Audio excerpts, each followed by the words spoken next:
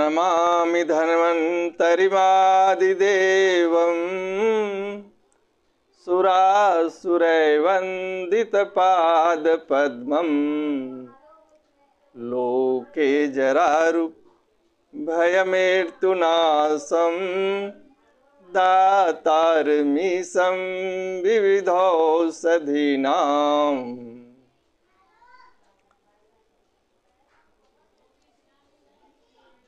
भगवान धन्वंतरी की ऐसी अनुकंपा से हम लोग निरोग जीवन के लिए, स्वस्थ जीवन के लिए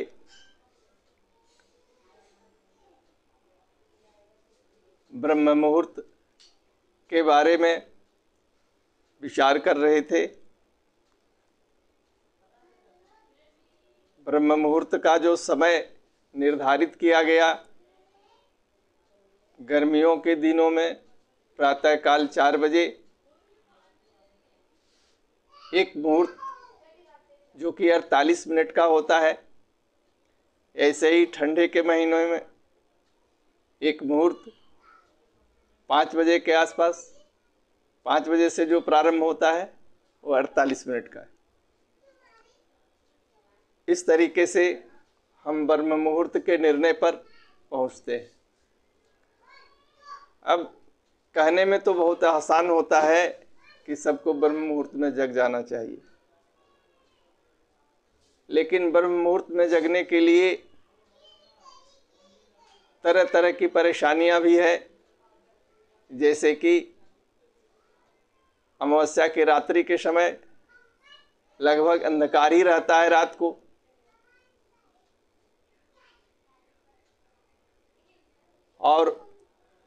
और भी समय में थोड़ा रात बाहर निकलने की स्थिति नहीं बनती है।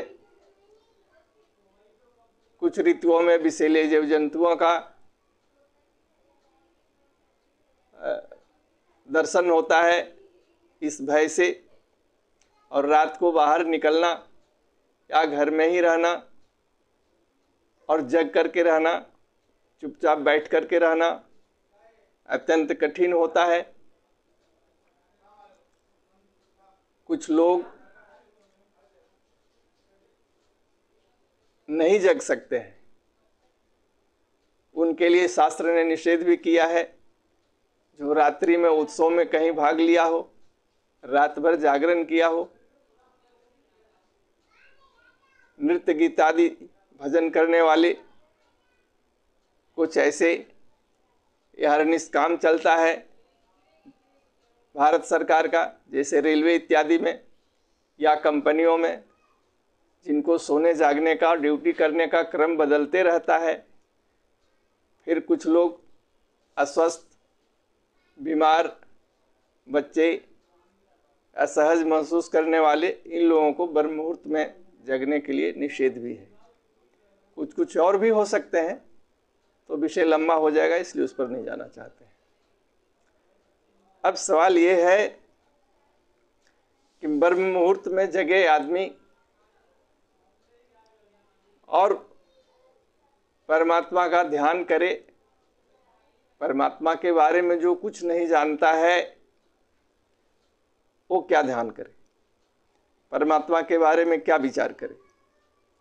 हमारा आयुर्वेद शास्त्र या तो जरूर बताता है कि ब्रह्म मुहूर्त में जग करके कुछ तो ध्यान करना चाहिए, लेकिन इसके विस्तार में नहीं जाता है। जबकि आयुर्वेद में आचार्य चरक देव विपाशय चिकित्सा को प्रथम मानते हैं, लेकिन इसके अधिक वर्णन आयुर्वेद शास्त्र में न होने के कारण, उसका कारण यह है कि वहां उन्होंने कह दिया कि यह देवार्चना पूजा पाठ पद्धति से संबद्ध है, जिसकी चर्चा वेदों में, अन्य शास्त्रों में ज्यादा है। तो जो अन्य शास्त्रों में जिसके बारे में वर्णन है, उसको यहाँ क्यों ज्यादा वर्णन किया जाए आयुर्वेद में। लेकिन उन्होंने माना जरूर है कि देव विपाशय चिकित्सा प्रथम चिकित्सा है। तो आजकल जो आयुर्वेद में चिकित्सा संबंधी जो बातें हो रही है वो देव व्यपाश्रय चिकित्सा से हट करके ही हो रही है। लेकिन जब आयुर्वेद में इसका वर्णन है और यहाँ ब्रह्म मुहूर्त की चर्चा हो जाती है, तो ब्रह्म मुहूर्त में जग करके आदमी करे क्या? तो सीधे इतनी बात बोल करके कि परमात्मा का स्मरण करे, भगवान का स्मरण करे, इतने से निकल जाना थोड़ा अत्यंत संक्षेप हो जाता है। इसलिए समझना पड़ेगा। जो साधारण मनुष्य धर्म के बारे में कुछ नहीं जानता है, कुछ कहीं अध्ययन नहीं है, कहीं सीखने नहीं जाता है, कोई गुरु नहीं किया है, कहीं से ज्ञान नहीं मिलता है, तो उसके मन में भी यह साधारण विचार हो सकते हैं कि आदमी खाना खाता है, हम क्या हैं, कौन है, इस पर जब वह विचार करने लगेगा तो हमारे अंदर भोजन करना जरूरी है, तभी हम जीवित रहेंगे। अब अगर थोड़ा भी अगर हम विचार करते हैं कि भाई भोजन आता कहाँ से, तो हमें ये विचार करना होगा कि अन्न जो है, अन्न को हम खाते हैं। अब सवाल है कि अन्न कैसे उत्पन्न होते हैं? तो अन्न जो है वर्षा होने से, वर्षा न होवे तो अन्न कैसे उत्पन्न होएगा? तो भाई वर्षा होगी, इसलिए वर्षा होने पर प्रसन्नता है, किसान प्रसन्न हो जाते हैं कि भाई अच्छी वर्षा हो रही है, अच्छा उत्पन्न होएगा। अब सवाल है कि वर्षा कैसे होती है?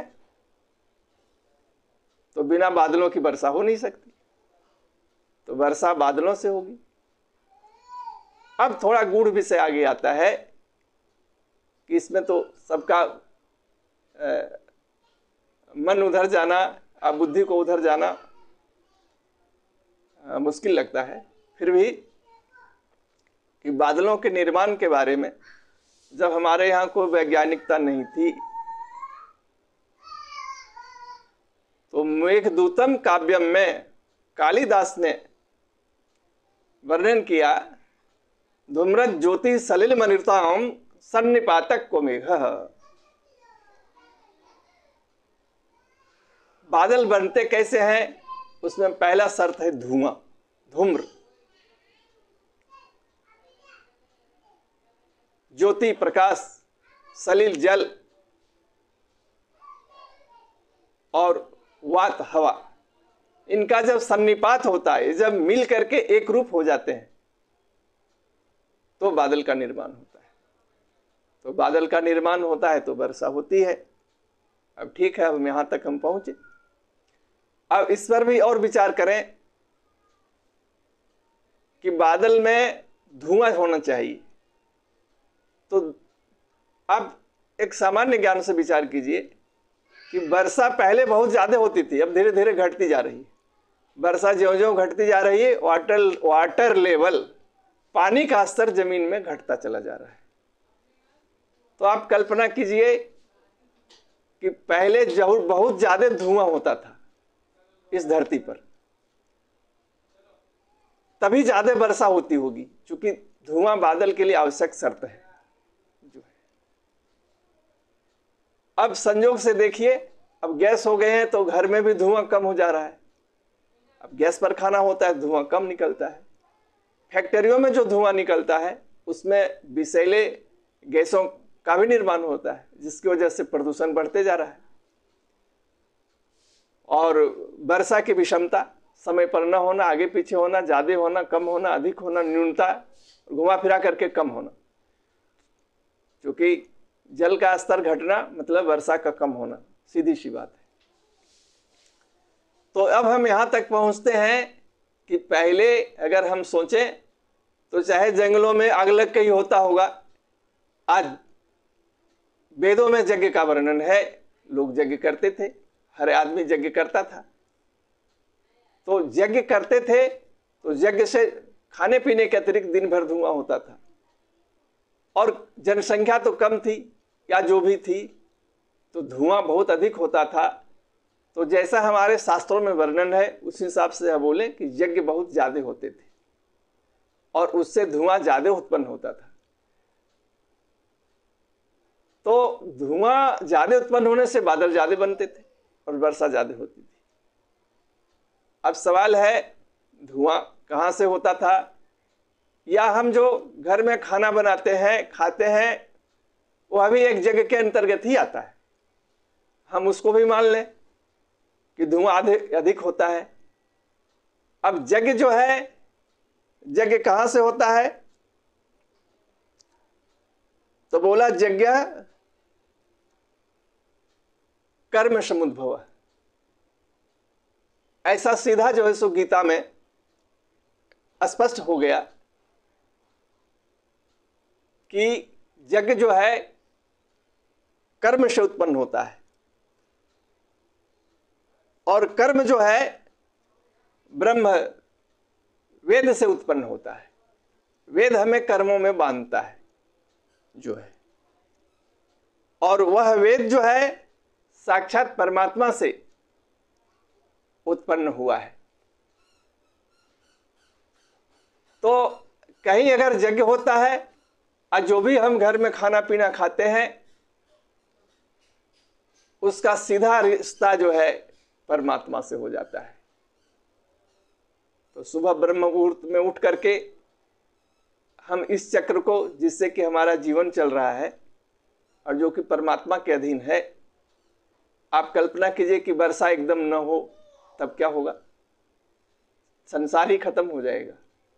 तो वर्षा होने के लिए आज हम चैलेंज कर सकते हैं तरह तरह से,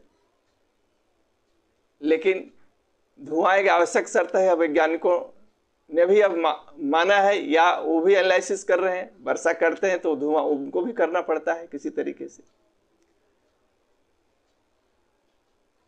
धुआं का मतलब है कार्बन डाइऑक्साइड जो है। तो इस ढंग से हम एक परिवर्तित चक्र में, जीवन के एक चक्र में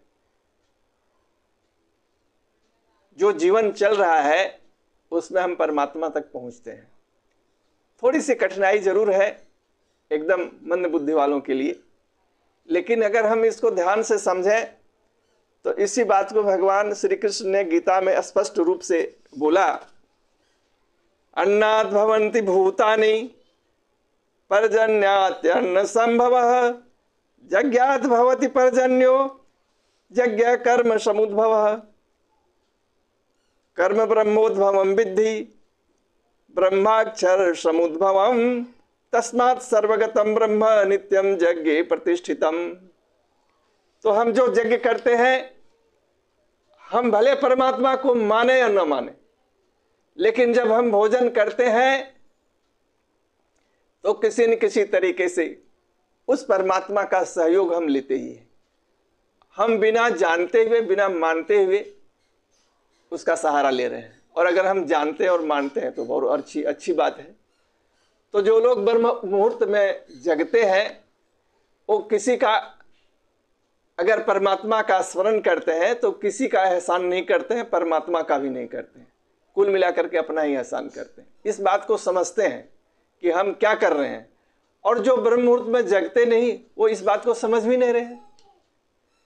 हम इसके लिए एक उदाहरण आपको देते हैं कि जैसे किसी व्यक्ति को वह बोला जाए कि हम आपको 10 एकड़ जमीन देते हैं और आप खेती कीजिए और खेती से लाभ लीजिए, जो अपने से उपभोग के बाद बच जाए उसको अन्य लोगों को बांट दीजिए। वह आदमी 1 एकड़ की खेती करता है, उसी में अपने खाता पीता है, थोड़ा बहुत लोगों को दान भी दे देता है या सहयोग कर देता है, और उसको लगता है कि हमारी जिंदगी तो ठीक ठाक है, और शेष 9 एकड़ के लिए कोई चिंता उसको नहीं है, और खूब मस्ती में रहता है, अपने को उसी में आनंदित महसूस करता है। ठीक उसी ढंग से अगर हम विचार नहीं करते हैं, यह प्रवर्तित चक्र जो है जीवन का, जिसमें परमात्मा का स्थान है, परमात्मा ही यज्ञ में प्रतिष्ठित है, यहाँ तक हमारी बुद्धि नहीं जाती है, तो हम केवल खा पी करके, अन्न उत्पन्न होता है, हम खाते पीते हैं और हम ये भी समझने का कोशिश नहीं करते कि वर्षा कैसे होती है। उसके आगे हमारा कोई विचार ही नहीं होता है, हम कुछ सोच ही नहीं पाते, तो भी हम चल रहे हैं। और इस ढंग से कोई भी जीव जंतु नहीं सोचता है, पर हमको बुद्धि मिली है तो भी हम क्यों सोचे, हमारा काम तो चल रहा है। और इस ढंग से लोग संसार में सब जी रहे हैं। उनके लिए ब्रह्म मुहूर्त किसी प्रकार का कोई विषय नहीं है, चाहे तो जगे चाहे तो न जगे, कोई फर्क उनके लिए नहीं पड़ता है। लेकिन जिस मनुष्य को थोड़ा भी विचार है,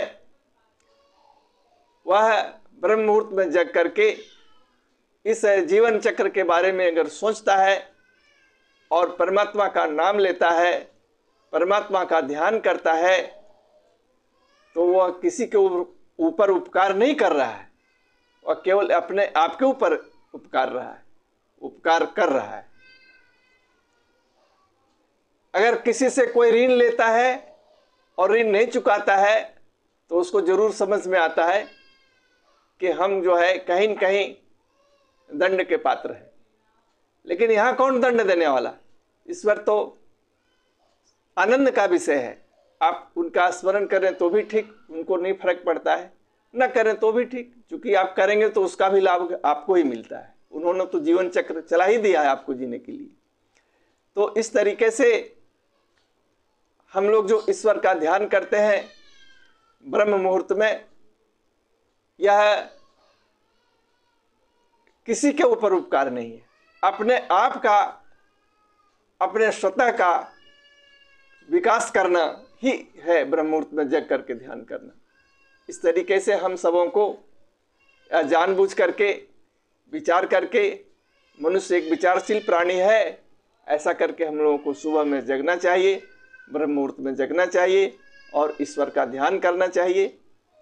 इतने के साथ में आगे की श्रृंखला जो है उस पान के लिए हम चर्चा करेंगे और हम अपने प्रयास से संक्षेप रूप में जितना बोल सकते थे, कम समय में जितना हम कोशिश कर सकते थे लोगों को समझाने के लिए, उस हिसाब से हम यह उदाहरण के साथ ब्रह्म मुहूर्त में ध्यान के बारे में बोल पाया हूँ। और इसके आगे फिर आगे श्रृंखला चालू होगी। धन्यवाद।